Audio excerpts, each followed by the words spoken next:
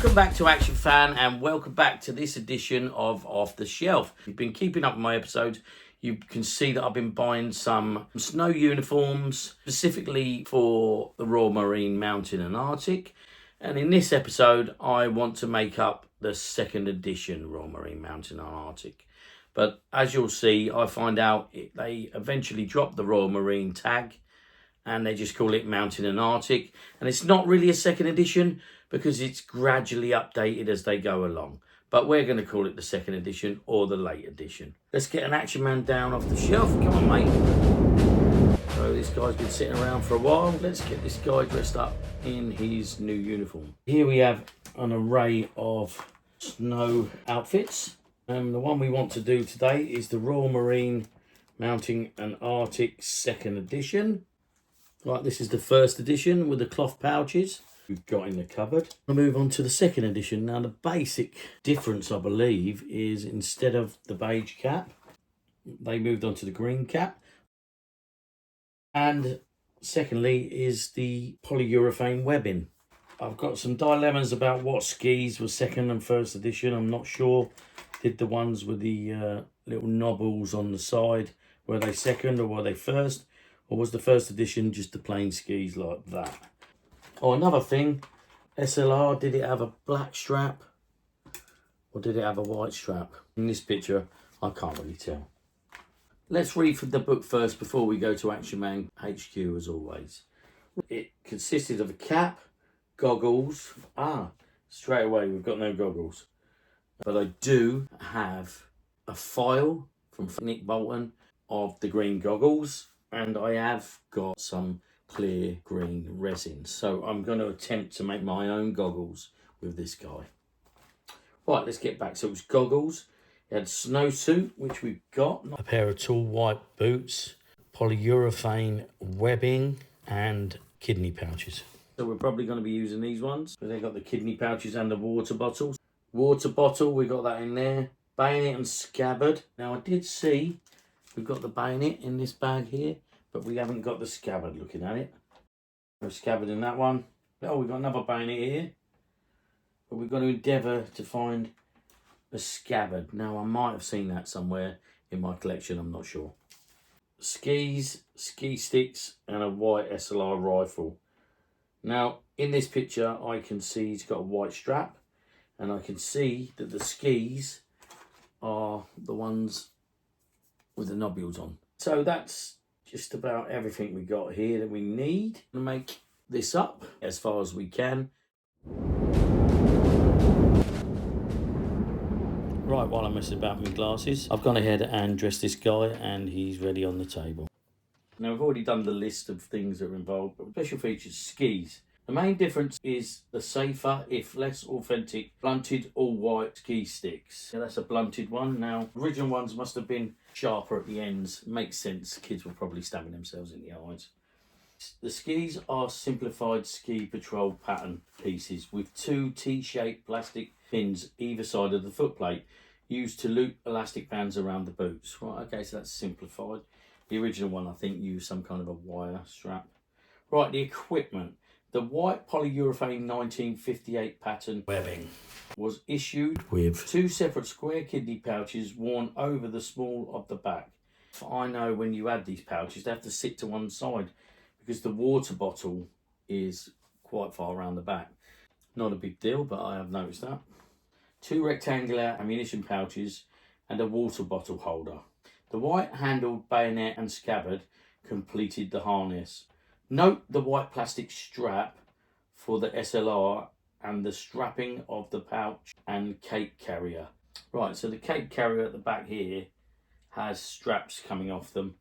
In this picture here, he's actually strapped them up. So he's trying to explain to you that's how you're supposed to strap them.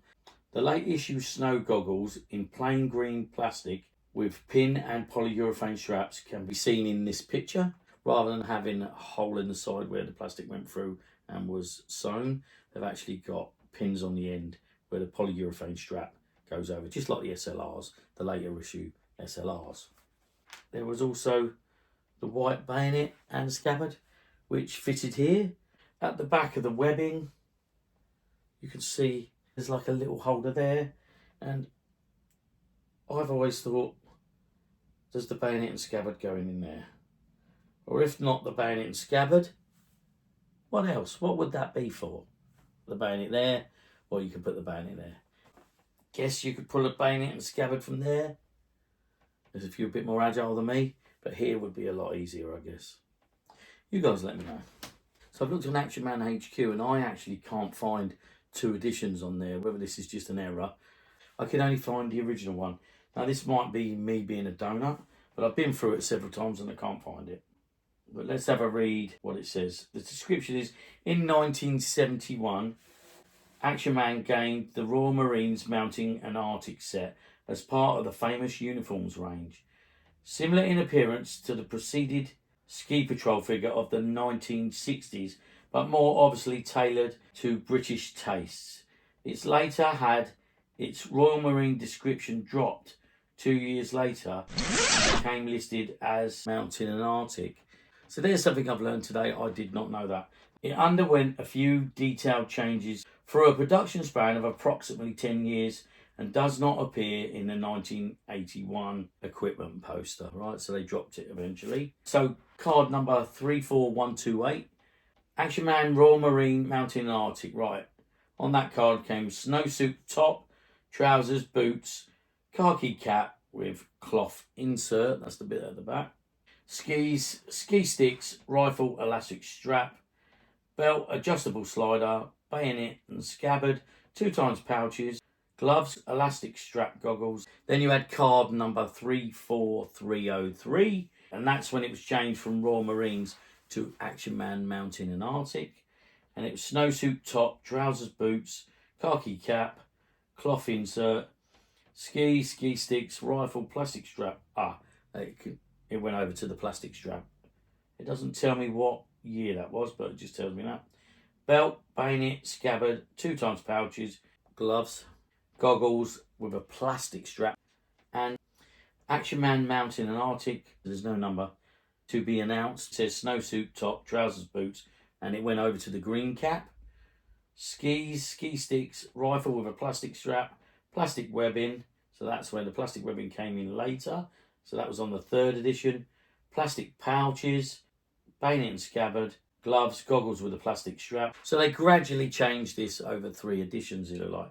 It looked like first of all they changed the goggles, and they changed the strap on the gun.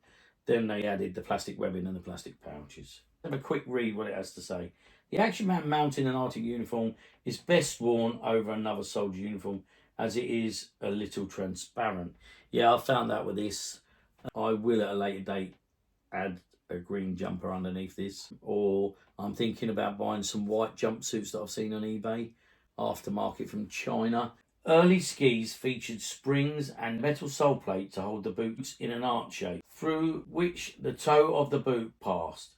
This difference in detail from the skis associated with the ski patrol figure, which had springs that lay flat to the skis and gripped the edge of the boot sole. I'll give you some pictures of how the skis differed between the ski patrol and the mountain and Arctic. The ski sticks had silver pointed tips and white wrist straps. The ski patrol equivalent had red wrist straps. Try saying that a few times, especially if you've had a beer. Skis eventually changed to elastic band type connectors, and the ski sticks finished with rounded white ends. The bayonet scabbard and bayonet handle were white.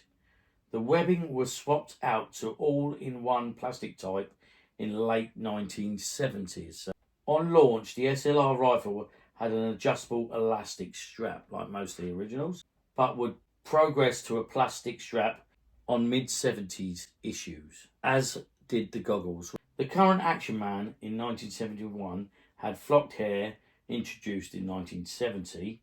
The later figure in the plastic webbing is an eagle-eyes figure dating from 1978. I'm not looking for much for this guy. Maybe one more intact ski pole. I'm going to be attempting to fix the ski poles. If you manage to fix them and use a certain glue, please let me know. But if you're a 3D designer out there, why not think about designing these ski poles? Because there's a lot of us out there with broken ski poles I've tried several types of glue and nothing seems to work. All that's left to say is, Action Man, Royal Marine, Mountain and Arctic, get in the cupboard. Right, I'm over here at the cupboard. Let's go ahead and put this guy in the cupboard.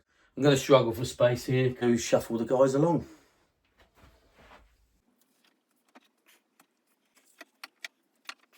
Right, let's get him in the cupboard now. Oh, the Australian geezer wanted a cuddle. None of that, son. So there you go. There's our Royal Marine Mountain and Arctic 2nd edition. Safely in the cupboard.